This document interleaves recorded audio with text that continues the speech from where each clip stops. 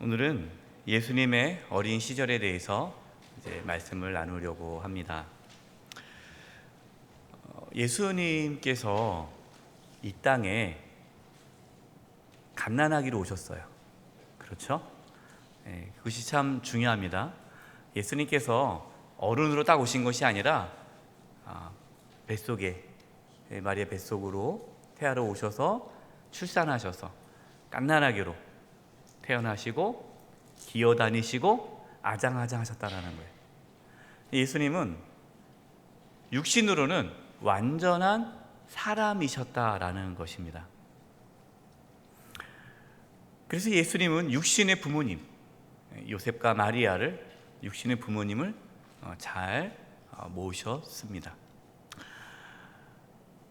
예수님은 아기 때부터 하나님의 아들로서 잘 자라나셨습니다.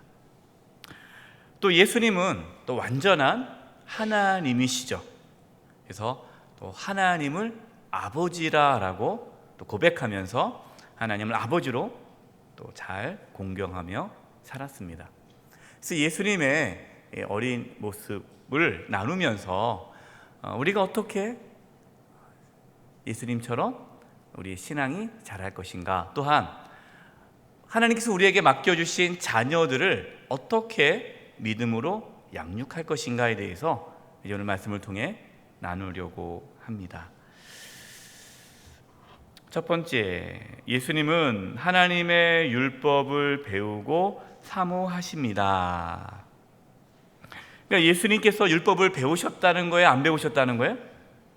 예수님이 그냥 응에 태어났는데 벌써부터 말을 막 하시고 성경을 달달 외우시고 그러셨나요? 안 그러셨다는 거예요. 예수님께서 말씀을 어릴 때부터 배우셨다라는 거예요. 그래서 1번, 어린 예수님은 어떻게 자라나셨습니까? 우리가 누가복음 말씀을 나누는데 사복음서 중에서 예수님의 어린 시절을 기록한 말씀이 누가복음밖에 없어요. 누가복음 2장 40절입니다. 우리 같이 한번 읽어보겠습니다. 시작. 아기가 자라며 강하여지고 지혜가 충만하며 하나님의 은혜가 그 위에 있더라. 아기가, 예수님은 아기로 자라나셨어요. 일반 아기처럼 자라나셨다라는 거죠. 여기서 자라며, 이 자라다라는 이 뜻은 육체적으로 건강해지셨다. 여러분, 우리 몸이 중요합니다. 어떤 분들은 이 몸 썩어질 몸 하면서 천국만 소망할 거야 하면서 이 몸은 썩어지는 거야 하면서 막 몸을 함부로 하시는 분들이 있어요. 여러분, 그거 하나님께서 기뻐할까요? 기뻐하지 않을까요? 기뻐하지 않습니다. 여러분의 몸을 소중히 여기시기 바랍니다. 운동도 하시고 잘 가꾸시고 몸에 좋은 거 잘 드시고 무리하지 마시고, 또 더운 날씨에 회 쨍쨍 뛰는데 무리하게 운동한다가 나가시다가 또 쓰러지면 안 되시니까 잘 이렇게 몸 관리를 잘 하셔야 돼요. 이게 중요하다라는 거예요. 우리가 자녀를 키울 때 우리의 자녀를 어떻게 키워야 돼요? 건강하게, 육체적으로 건강하게 잘 키워야 할 책임과 의무가 있는 거예요. 그러면 우리 교회학교 아이들, 우리 자녀들 교회에서 뭔가 어떠한 여름 수련회, 성경학교 할 때 잘 먹여야 될까요? 잘못 먹여야 될까요? 잘 먹여야 돼요. 제가 이제 물어봤더니 이번 여름 성경학교 수련회가 잘 먹였다고 아주 만족도가 높다는 이야기를 듣고 아주 기뻤습니다. 우리 선생님들이 그냥 맛있는 거, 또 우리 주방에 섬겨주시는 우리 또 권사님 집사님들이 맛있게 음식 준비해 주시고 또 간식도 풍성하게 해주시고 아주 잘 먹었다는 얘기를 듣고 너무 기뻤어요. 여러분, 교회가 잘 먹어야 돼요. 육체적으로 자라며. 두 번째, 여기서 강하여지고 그랬어요. 이 강하여지다라는 이 단어는요, 영적으로 강건하다는 뜻이 있어요. 그러니까 예수님께서는, 아기 예수님께서 자라실 때 육체적으로 강건해지고 영적으로도 영적인 힘이 생겼다라는 거예요. 우리에게도 이러한 영적인 힘이 길러져야 돼요. 우리의 자녀들을 키울 때 영적인 힘을 키워야 돼요.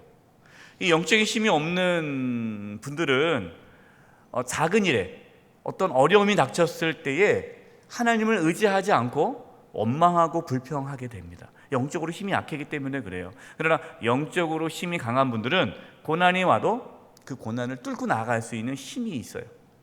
이 영적인 힘이 키워져야 돼요. 영적 근육을 키워야 돼요. 우리도 영적 근육을 키워야 될 뿐만 아니라 우리의 자녀들, 그러니까 우리가 어렸을 때부터 우리 자녀들 어떻게 키워야 돼요? 어떤 어려움이 있을 때마다 우리 함께 기도하자. 하나님께서 도와주실 거야. 그래서 우리 손주들, 여러분 손주들 요즘 보니까 이제 여름 휴가철이라고 그래서 손주들을 많이 데리고 와요. 그래서 이제 많이 피곤하시다고 하시는데, 손주들 집에 놀러 와서 힘들어 하시는데, 여러분 손주들 놀러 오면 뭐 하시겠어요? 뭐 맛있는 거 먹이겠지만, 그러나 다 이렇게 무릎에 앉히고 또 얘기를 해줘야 되죠. 할아버지가, 할머니가 또 이렇게 어려움이 있었을 때 하나님께 기도했더니 하나님께서 이렇게 도와주셨단다. 너도 하나님께 의지해라. 이렇게 영적인 힘을 키워주고 또 말씀을 통해서 영적인 힘을 키워줘야 되는 거예요. 이 강하여지고, 그 다음에 지혜가 충만하며, 이 지혜라는 것은 이제 지적인 거죠. 지적인 부분도 성장해야 되는 거예요. 그래서 우리는 육체적, 영적, 또 지적, 이 부분들이 잘 자라나야 됩니다. 거기에 하나님의 은혜가 그의 위에 있다 그랬습니다. 하나님의 은혜가 그의 위에 있다. 이것은 하나님이 함께 하신다라는 거죠. 그러니까 예수님은 아기 때부터, 물론 이제 이 땅에 오실 때부터 하나님이시니까 뱃속에 있을 때부터 하나님이 함께 하셨죠. 그래서 성령 충만한 하나님의 아들로서 아기 때부터 자라나셨다라는 겁니다. 여러분, 우리 손주들, 우리의 자녀들 어릴 때부터, 아기 때부터 이렇게 자라날 수 있도록 우리가 지도해야 되고 양육해야 할 책임이 있다라는 거예요. 그냥 뭐 건강에만 잘해라, 어떤 사람은 또 뭐 공부만 잘해라, 여러분 그것도 안 되는 거죠. 영적으로도 강건해지고 성령 충만한 아이가 될 수 있도록 기도해 주셔야 돼요. 두 번째, 예수님의 육신의 부모는 예수님을 어떻게 양육하였습니까? 누가복음 2장 41, 42. 그의 부모가 해마다 유월절이 되면 예루살렘으로 가더니, 요셉과 마리아는 해마다 1년에 한 번 유월절이 되면은 예루살렘으로 올라갑니다. 이 절기를 지키는 거죠. 예루살렘으로 올라가면서 또 내려가면서 또 유월절을 지키면서 예수님에게 뭘 전하는 거예요? 어린 예수님에게 유월절의 의미, 하나님께서 이스라엘 백성을 구원해 주셨던 그 이야기들을, 말씀을 계속 전하는 거죠. 그러니까 예수님께서 어린 시절 어떻게 자라났다라는 겁니까? 믿음의 신앙 양육이 있는 그 가정 안에서 자라나셨다라는 거예요. 저희 교회가 강조하는 게 뭡니까? 가정 안에서의 신앙 양육이에요. 그래서 우리가 믿음의 대화를 하지 않습니까? 우리가 교회 학교에서 믿음의 대화를 해요. 믿음의 대화가 뭡니까? 각 가정에서 부모와 자녀들이 하나님 말씀을 나누고 영적인 대화를 하고 거기 안에서 신앙 양육이 있게끔 하는 그러한 양육 프로그램이에요. 우리가 이게 수요일 날 말씀을 배우면 이 말씀을 이번 주일 날 이 본문을 가지고 각 교회 학교에서 말씀을 듣고 분방 공부를 하는 거예요. 그럼 이제 집에서 부모와 자녀들이, 손주들이 이 말씀 가지고 나누는 거죠. 우리 이게 참 중요합니다. 우리가 기억해야 할 것이 뭐냐면, 예수님께서 그냥 뚝 어느 날 하루아침에 하나님 말씀에 능통하셨다는 것이 아니라는 거예요. 예수님도 어릴 때부터 말씀을 배우셨고 그러한 믿음의 가정 안에서 신앙 교육을 잘 받으셨다라는 겁니다. 여러분, 이게 중요해요. 아니, 예수님도 그런 교육을 받으셨는데 우리의 자녀들이 신앙 양육을 안 받으면 우리 자녀들이 커서 어떻게 하나님을 제대로 섬길 수 있겠어요? 어떤 분들이 이렇게 얘기해요. 아유, 목사님, 저는 하나님께 맡겼어요. 우리 자식 하나님께 맡겼어요. 하나님께서 알아서 키워줄 겁니다. 하나님께서 뭐라고 말씀하세요? 왜 나한테 맡기냐? 네가 키워야지. 물론 우리가 하나님께 맡겨요. 맡기지만 부모로서 아이를, 자녀를, 손주를 믿음으로 키워야 할 책임과 의무가 있다라는 거예요. 이 요셉과 마리아가 유월절 절기 때마다 아유 귀찮아, 또 예루살렘 또 가야 돼? 왜 이렇게 1년이 빨리 돌아와? 아유, 올해는 패스하자, 이렇게 하지 않았다라는 거예요. 매년 유월절을 잘 지켰다라는 거예요. 어린 예수님을 데려간 거예요. 집에 두지 않고 함께 간 거예요. 그러면서 계속해서 말씀을 가르치고 신앙 양육이 있었다라는 겁니다. 42절 보세요. 예수께서 12살 되었을 때에 그들이 이 절기의 관례를 따라 올라갔다가, 그러니까 예수님께서 12살 될 때까지 계속 올라간 겁니다. 12살 한 번만 올라간 것이 아니라 계속 올라가셨어요. 그리고 이제 12살쯤 되어서 이제 예수님이 부모님으로부터 신앙 독립을 합니다.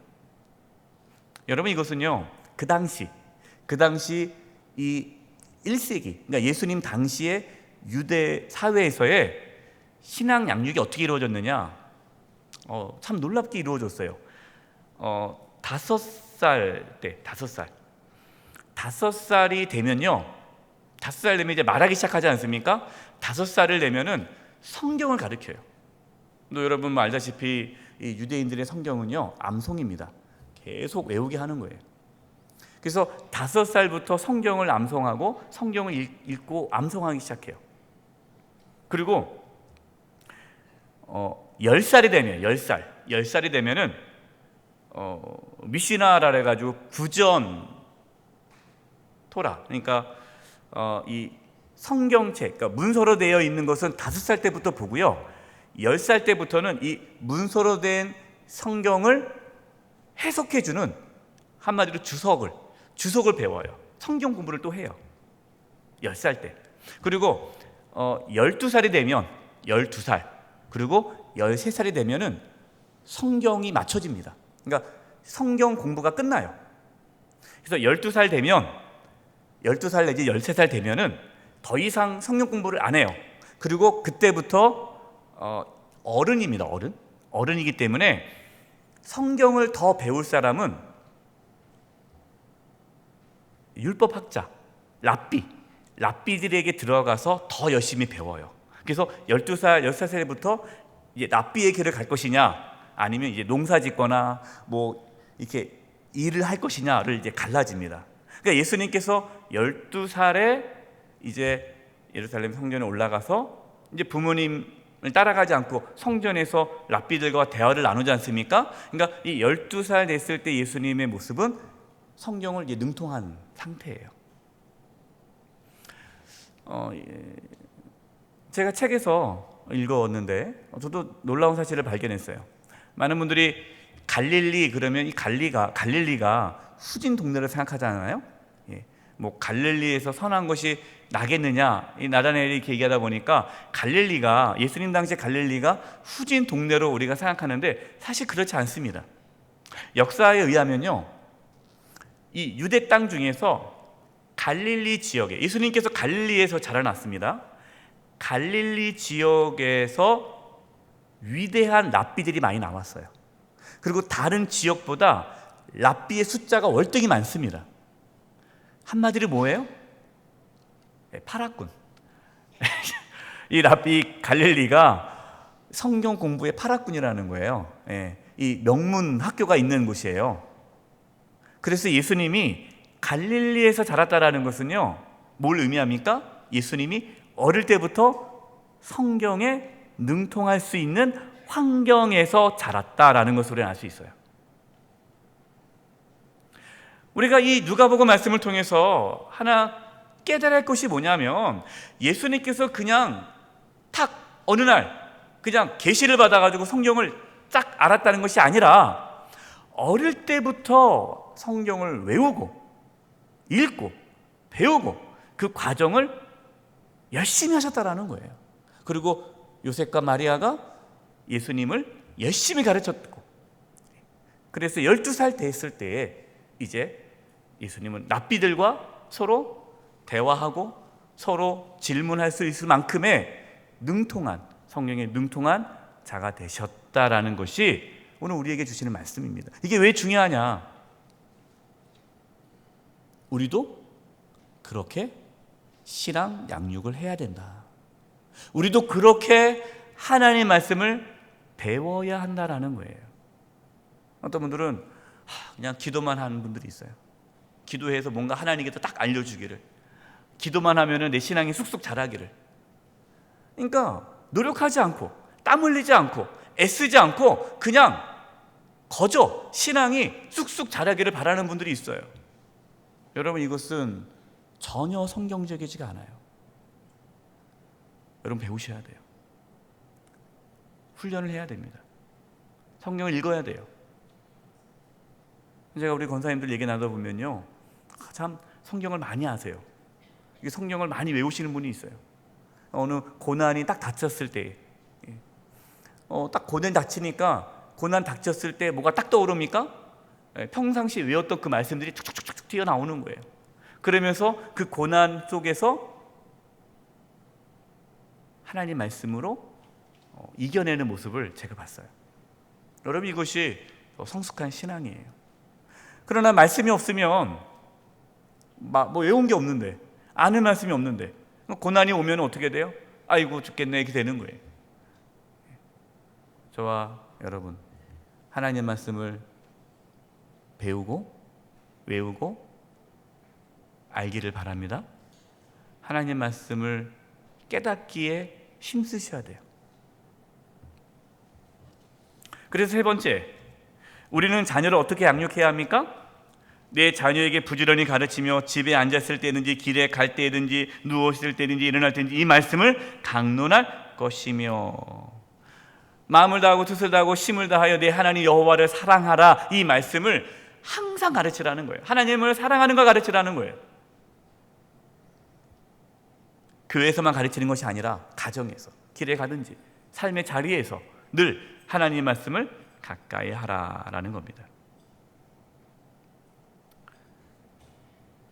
네 번째, 예수님은 어린 시절을 어떻게 보내셨습니까? 누가복음 2장 46절 47절입니다. 46절, 사흘 후에 성전에서 만난즉 그가 선생들 중에 앉으사 그들에게 듣기도 하시며 묻기도 하시니. 이 예수님 당시의 교육은요, 서로 질문하고 대답하고 이것으로 이제 교육을 합니다. 근데 질문이 참 중요하죠. 그래서 예수님께서 듣기도 하시며 묻기도 하셨다라는 것은 예수님의 어떠한 성경적인 그 지식과 지혜와 깨달음이 아주 높다라는 것을 표현하는 것들이에요. 왜? 알아야 질문을 할 수 있어요. 그러니까 47절 보세요. 듣는 자가 다 그 지혜와 대답을 놀랍게 여기더라. 12살 된 예수님은 이미 이제 성경에 능통하였고, 사람들과 랍비들과 대화를 하고 서로 주고받을 수 있을 만큼의 수준이 되었다라는 거죠.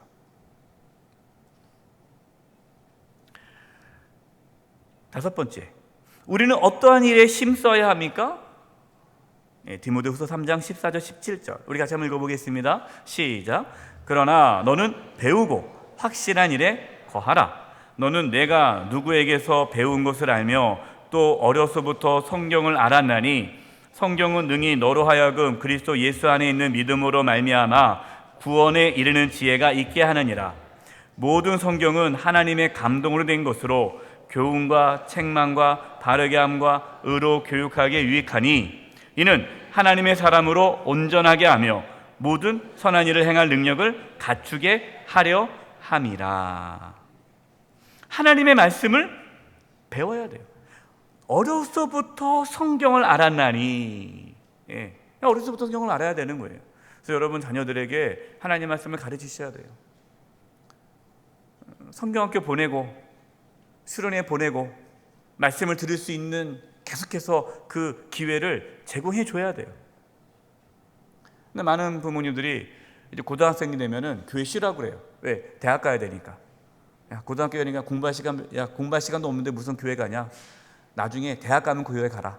그래서 교회를 가지 말라고 그래요. 또 본인도 가고 싶지 않고. 그럼 이제 어떻게 돼요? 고등학교 졸업하고 나면은 여기 안 다녀요. 잃어버리게 돼요. 물론 또 고등학교도 교회 가라고 안 가는 또 자녀들이 있어요.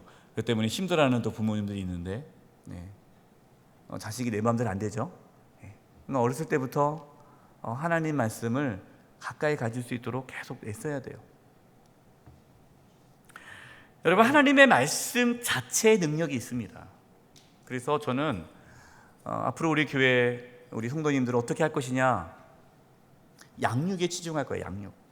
우리 성도님들이 하나님 말씀을 더 많이 알 수 있도록, 창세기부터 요한계시록까지 하나님 말씀을 깊이 알 수 있도록 계속해서 하나님 말씀을 가르칠 거예요. 성경을 계속해서 우리 어떻게 하든 성도님들이 성경을 읽게 만들고, 성경을 외우게 만들고, 성경을 묵상하게 만들고, 하나님 말씀을 가까이, 그래서 쿡 누르면 하나님 말씀 나오도록, 그냥 하나님 말씀에 그냥 젖어 살도록. 그래서 우리 영세교 성도다 그러면은, 야, 성경 많이 한다, 하나님 말씀을 많이 한다, 능통한다, 단순히 지식이 아니라 하나님 말씀을 깊이 깨닫는다라는, 이것이 제 목회 방향이에요. 그래서 제가 힘쓸 일은 어떻게 하든 간에 우리 성도님들에게 하나님 말씀을 바르게 가르치려고 그래요. 그래서 앞으로 그걸 계획하고 있고, 이 수요 사경에도 이제 앞으로 계속해서 그렇게 성경 공부 위주로 이제는 생각하고 있습니다. 따라 주시기 바랍니다. 목사님, 저는요 성경 안 읽을래요, 전 기도만 하고 싶어요, 그러면 안 돼요. 왜? 예수님도 그렇게 하셨고, 그것이 하나님께서 기뻐하는 거예요. 그래서 하나님 말씀에 힘쓸 수 있기를 바랍니다.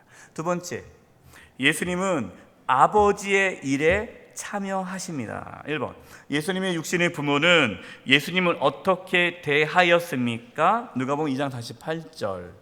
그의 부모가 보고 놀라며 그의 어머니는 이르되, 아이야, 어찌하여 우리에게 이렇게 하느냐? 보라, 내 아버지와 내가 근심하여 너를 찾았노라.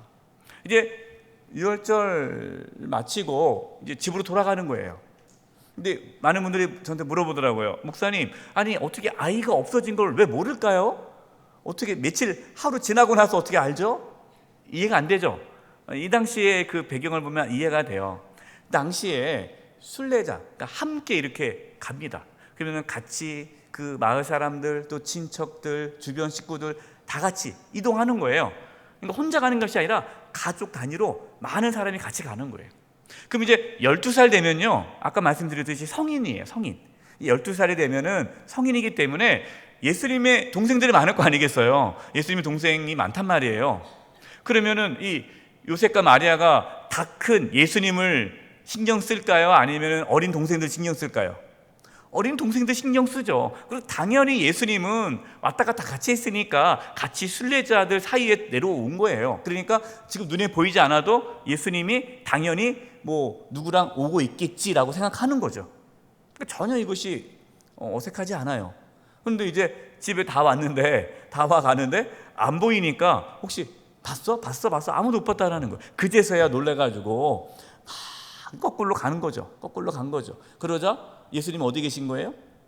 예루살렘 성전. 집에 안 가시고 성전에서 누구랑? 랍비들과 대화를 나누고 있는 거 보면서 마리아가, 야, 아가야, 왜 여기 있냐? 왜 우리 부모의 속을 석석이냐? 얼마나 우리가 걱정했느냐? 예수님의 육신의 부모 요셉과 마리아는 예수님에 대해서 어떻게 생각했어요? 그냥 단지 나의 아들로만 생각한 거예요. 하나님의 아들이 아니라, 하나님께서 보낸 메시아가 아니라. 분명히 마리아는 천사를 통해서 메시아라는 것을 경험했잖아요. 알았잖아요.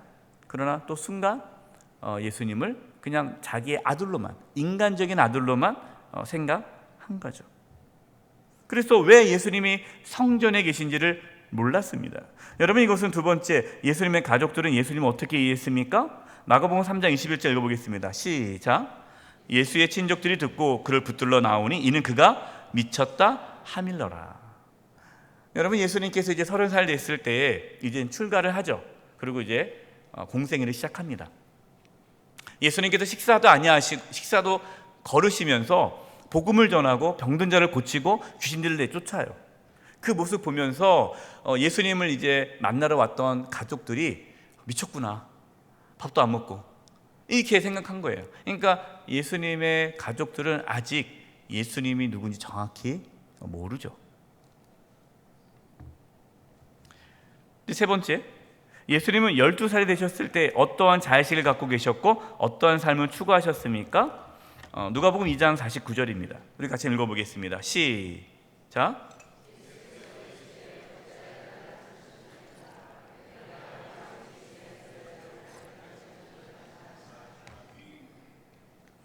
자, 보세요.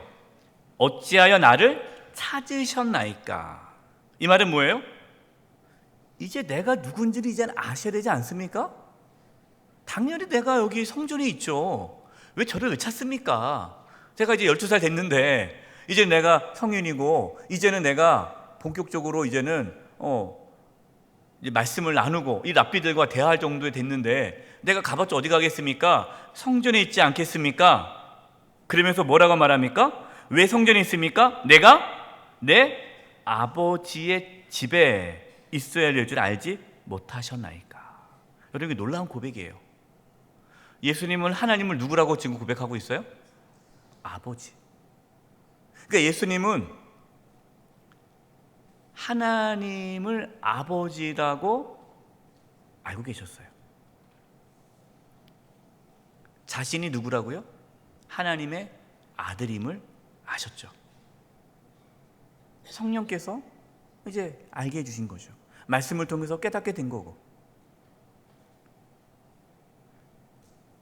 근데 여러분, 여기 보세요. 각주, 여러분 갖고 있는 성경책 있죠?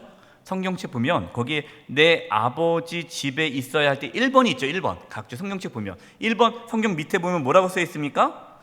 또는 내 아버지의 일에 관계하여야 될 줄 알지 못하셨나이까? 그러니까 이제부터 내가 하나님 아버지의 일에 관계하겠다. 이제 내가 하나님의 아버지 일에 동참하겠다. 내가 하나님 아버지 일에 참여하겠다라는 것을 왜 모르십니까? 제가 이제는 하나님 아버지의 일에 참여해야 하지 않겠습니까? 라는 거예요. 그러니까 예수님은 12살이 되셨을 때에 하나님을 아버지라 고백하면서 그의 삶의 방향이 어디로 가는 거예요? 하나님 아버지의 그 일에 동참하기 시작합니다. 여러분, 이것이 그리스도인이, 우리가 예수 믿잖아요. 예수를 믿으면 하나님을 아버지라고 자각하기 시작합니다. 그렇죠? 이제 성경을 배워요. 신앙이 성장하죠. 그러면 하나님이 나의 아버지임을 경험하게 돼요. 그때가 오죠. 네? 여러분, 하나님이 아버지심을 고백하십니까? 머리가 아니라 이게 마음으로 와닿습니까? 그럼 그 순간부터 어떠한 삶을 살기 시작합니까? 하나님 아버지와 관계된 일을 해요. 그 전에는 하나님과 관계없는 삶을 살았단 말이에요. 내 마음대로, 내가 하고 싶은 거, 내가 좋아하는 거, 내 뜻대로, 내 욕망대로. 그런데 이제는 하나님이 나의 아버지가 되는 이러한 자식이 생기면서부터 내 삶의 방향이 누구와 함께 갑니까? 하나님 아버지와 함께 가는 거예요. 하나님과 관계되는 일을 하는 거예요. 하나님과 동행하는 거예요. 여러분, 이게 신앙입니다. 그 전까지는 신앙이 아니죠. 그래서 교회 다녀도요, 하나님과 관계없이 사는 분들이 참 많아요. 자기 마음대로. 여러분, 이건 신앙이 아닙니다. 우리의 신앙이 진짜 신앙이 되는 것은 하나님을 아버지라 경험하게 되고, 그리고 하나님과 이제부터는 관계되는 삶을 사는 거예요. 내가 먹어도 주를 위하여 먹고, 내가 살아도 주를 위하여 살고, 이제는 내가 좋아하는 일이 아니라 하나님께서 뭘 기뻐하실까 그걸 선택하게 되고, 내가 말과 행동 하나하나가 하나님과 관계되게, 하나님과 연결되게 그 일을 하는 거예요. 저와 여러분이 그렇게 하나님을 섬길 수 있기를 바랍니다. 요한복음 5장 17절, 예수께서 그들에게 이르시되 내 아버지께서 이제까지 일하시니 나도 일한다 하시매. 그러니까 예수님은 이게 삶의 모습이에요. 하나님이 일하시니 나도 일한다. 하나님의 일에 내가 거기 함께 동참하는 거죠. 여러분, 이것이 우리의 삶의 모습이어야 돼요. 마지막 세 번째, 예수님은 하나님과 사람에게 사랑스러우셨습니다. 1번, 예수님은 하나님의 아들이시지만 육신의 부모님께 어떻게 하였습니까? 누가복음 2장 51절 같이 읽겠습니다. 시작.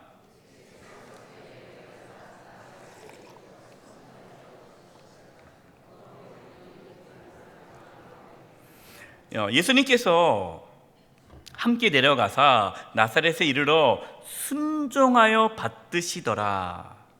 그러니까 예수님이 하나님의 아들이에요. 그렇지만 또 육신의 부모님 요셉과 마리아를 받들어 순종했다, 공경했다라는 거예요. 몇 살까지? 12살부터 30살 출가할 때까지 18년 동안 예수님은, 성경에는 기록이 없어요. 이 18년의 기간이 없습니다. 기록이 없어요. 18년 동안 뭐 하셨을 것 같아요?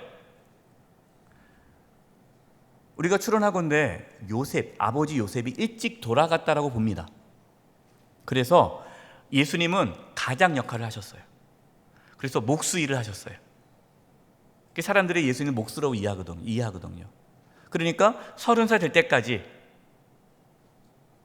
그러니까 자녀들이, 그러니까 동생들이 뭐 할 때까지? 다 클 때까지 뭐 한 거예요? 가장 노릇한 거예요. 많은 분들이 나는 하나님께 헌신했다, 나는 내가 뭐 하나님을 위해 산다, 그러면서 가정을 돌보지 않은 분들이 있어요. 여러분, 이것은 올바른 일입니까? 올바르지 않은 겁니까? 올바르지 않아요. 가장으로서, 가족으로서 내가 부모님을 모시고 또 결혼했으면 또 남편으로서, 아버지로서, 아내로서, 엄마로서의 그 역할을 충실히 하는 게, 여러분, 이게 신앙생활이에요. 난 하나님을 위해서 나 다 버렸다. 여러분, 이것은 잘못된 신앙이에요. 예수님은 30살 될 때까지, 그 말은 뭐예요? 가장으로서의 역할을 다 하셨다라는 거예요. 요한복음 19장 26절 27절 보면요, 예수님께서 십자가에 달리실 때 이렇게 말씀하셨죠. 예수께서 자기 어머니와 사랑하시는 제자가 곁에 서 있는 것을 보시고 자기 어머니에게 말씀하시되 여자여 보소서 아들이니이다 하시고, 또 그 제자에게 이르시되 보라 내 어머니라 하신대 그때부터 그 제자가 자기 집에 모시니라. 요한이, 그래서 예수님의 제자 요한이 예수님의 어머니 마리아를 끝까지 모십니다. 그러니까 예수님은 하나님의 아들이시지만 육신의 부모님께 최선을 다해 공경했어요. 효도했어요. 여러분, 부모님 잘 모시기 바랍니다. 또 자녀들에게 뭘 가르쳐야 돼요? 부모를 공경하는 걸 가르쳐야 돼요. 제가 가끔 이제 말씀을 드려요. 신방 가면, 아니 권사님, 집사님, 자녀들에게 좀 용돈 좀 주라고 얘기하고 부모를 공경하러 가르치세요. 그러면 자기는 피해주고 싶지 않다고.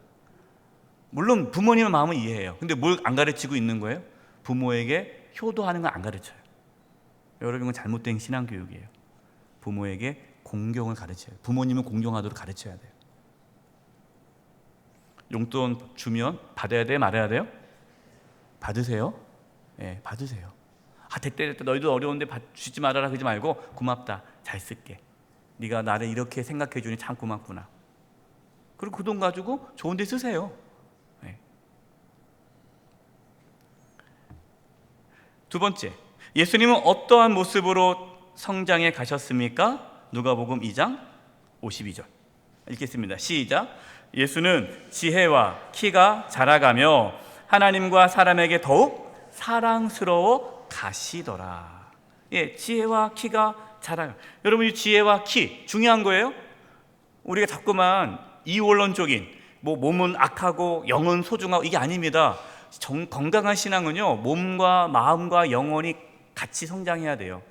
그래서 예수님이 이렇게 지혜와 키가 자라며 하나님과 사람에게 더욱 사랑스러워 가시더라. 그러니까 예수님은 모두 있었어요? 사회적 지능, 예, 그러니까 사회성도 좋으셨어요.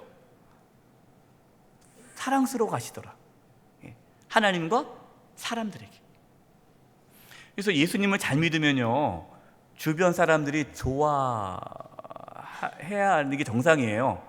여러분 직장에서 여러분을 좀 싫어하고 막 이렇게 좀 밀어내고 왠지 이렇게 딸을 시키는 것 같다. 그러면 자기를 돌아봐야 돼요. 내가 신앙생활 제대로 못하고 있다고 생각하셔야 돼요. 정말 예수님을 잘 믿으면요, 사람들이 좋아합니다. 왜? 예수 잘 믿으면 섬기잖아요. 희생하잖아요. 사랑하잖아요. 항상 웃잖아요. 베풀잖아요. 이 밝은 에너지가 나오거든요. 그러면은 예수 믿지 않은 사람도 좋아할 수밖에 없어요. 야, 저 사람은 뭐가 저렇게 좋을까? 항상 웃으니까, 항상 기쁘니까, 항상 감사하니까. 그럼 그 사람과 함께 있고 싶은 거예요. 왜? 맨날 인상 쓰고 있는 사람들 같이 있으면 힘들잖아요. 근데 항상 웃으니까 같이 있으면 나도 행복해지는 거예요. 여러분, 이것이 예수 믿는 사람의 모습이어야 돼요. 세 번째, 참된 그리스도인들은 세상으로부터 어떤 평가를 받습니까? 사도행전 2장 44, 47. 저는 우리 교회가 사도행전 2장 44, 47에 있는 모습의 교회로 나가기를 전 소망합니다. 제가 꿈꾸는 교회예요. 이게 뭐냐? 믿는 사람이 다 함께 있어. 모든 물건을 서로 통용하고, 또 재산과 소유를 팔아 각 사람의 필요를 따라 나눠주며, 날마다 마음을 같이하여 성전에 모이기를 힘쓰고, 집에서 떡을 떼며 기쁨과 순전한 마음으로 음식을 먹고. 우리 47절 같이 읽겠습니다. 시작. 하나님을 찬미하며 온 백성에게 친송을 받으니 주께서 구원받는 사람을 날마다 더하게 하시니라. 여러분, 우리끼리 좋아요. 우리끼리 막 좋다, 우리끼리 행복하다. 여러분, 그것은 건강하지 않은 교회예요. 정말 건강한 교회는요, 우리가 서로 사랑하는 모습을 보면서 주변에 있는 사람들이 이 교회를 칭찬하는 거예요. 저는 그래서 우리 교회가 이 지역에서 칭찬받는 교회가 되기를 바랍니다. 지역 주민들이 좋아하는 교회. 내가 비록 교회는 다니지 않지만 교회 다니려면 저 교회 다녀, 영세교회 다녀. 저 교회 진짜 같아, 진짜. 저 교회 다니는 성도들 보면은 항상 웃고 다니고, 항상 이렇게 친절하고, 만날 때마다 인사하고, 너무너무 기분 좋은 사람들이야. 여러분, 초대교회 성도들은요, 온 백성에게 친송을 받았어요. 비록 교회는 안 다니지만 저들은 뭔가 다르구나. 그게 다른 게 뭡니까? 거룩이에요, 거룩. 그게 거룩이에요. 근데 맨날 교회에서 싸우고 막 소리 지르고 서로 시기하고 질투하고, 근데 지나간 사람 보면서 아이고 똑같네. 그러면 친송 받을 수가 없는 거예요. 저는 이제 주변에 분들에게 이야기를 많이 들어요. 칭찬을 많이 합니다. 영세기 좋은 교회라고. 그래서 교회는 다니지 않지만 자기는 이런 얘기 한대요. 교회 다닐 거면 영세교회 다니라고. 우리 교회가 좋은 교회로 소문이 나요. 우리가 많은 일들을 하지 않습니까? 제가 여기 주변에 이제 동네 분들이 있어요. 그럼 저는 여기 사랑채 들어와서 쓰세요. 그럼 안 들어오세요. 저희들은 안 쓸 겁니다. 그냥 그래도 쓰세요. 근데 그 자체가 너무 좋으신 거예요. 최근에 늘 여기 나무 그에 있다가 이제 사랑채 앞에 데크에 앉으셨더라고요. 제가 너무 기쁘더라고요. 늘 저쪽에 앉아 있다가 이제는 그만큼 교회가 가까워진 거 아니겠습니까? 그래서 제가 어르신들 이제 들어가서 더운데 들어가서 에어컨 틀고 계세요 했더니 괜찮습니다. 그러는 거예요. 우리 교회가 어떻게 해야 돼요? 지역 주민들을 품어야죠. 교인들이, 지역 동네 분들이 우리 교회에 오고 같이 어울리고, 교회는 안 다녀도 야, 정말 예수 믿는 사람 다르구나. 우리 예수 믿는 사람 깍쟁이 되면 안 돼요. 깍쟁이 되면 안 돼요. 그래서 베풀고 나누고 같이 쓰고 우리가 희생하고 섬기고. 어떤 교회는 그냥 다 잠가놔요. 그래서 왜 잠깁니까 했더니 더러워진다고. 그래서 못 쓰게 하는 거예요. 외부 지역 주민들. 열어놔야 돼요. 써야죠. 교회가 세상에 손가락질 받으면 안 됩니다. 예수님은 하나님과 사람들에게 사랑스러워 주셨어요. 저와 여러분, 그리고 우리의 자녀들이 예수님처럼 이렇게 하나님과 사람들에게 사랑받으면서 아름다운 삶을 살아갈 수 있기를 간절히 축원드립니다. 기도하겠습니다. 하나님, 저희들이, 또 우리의 자녀들이 정말 예수님처럼 키가 자라고 몸이 자라고 지혜가 자라고 또 영적 힘이 자라게 도와주시고, 말씀으로 든든히 서감으로 하나님께 또 사람들에게 사랑받으며 지낼 수 있도록 도와주시옵소서. 예수님의 이름으로 기도드립니다. 아멘.